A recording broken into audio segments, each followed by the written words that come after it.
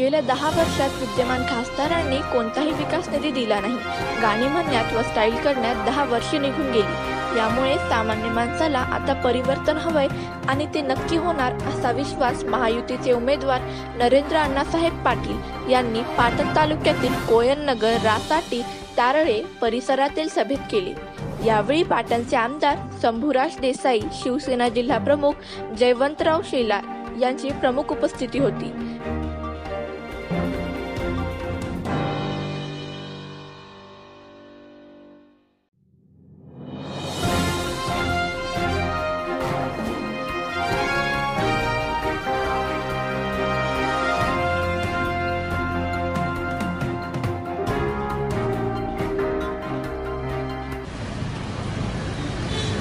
लोकनेते बाळासाहेब देसाईंचं, माझे वडील आमदार अण्णासाहेब पाटील माथाडी चळवळीमधलं एक वेगळी नाती गोती आणि संबंध राहिलेले आहेत. मुंबईमध्ये माथाडी कामगार चळवळ चालवत असताना स्वर्गीय बाळासाहेब देसाईंनी आमच्या युनियनला खूप मदत केली.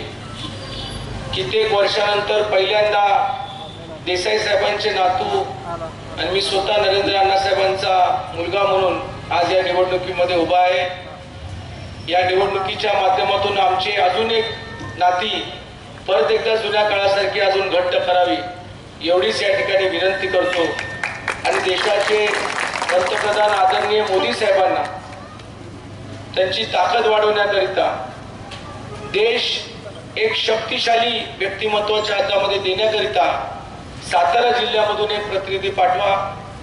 आज टीका टिप्पणी करायला मलाही तेवढा वेळ नाहीये, परंतु विद्यमान खासदार ज्या पद्धतीनं पाटणमध्ये फिरायला लागलेले आहेत त्यांना कुठेतरी त्यांचा पराभव दिसायला लागलेला आहे. मी जाहीरपणे तुम्हाला सांगतो, गेल्या 10 वर्षामध्ये गडी फिराकला नाही.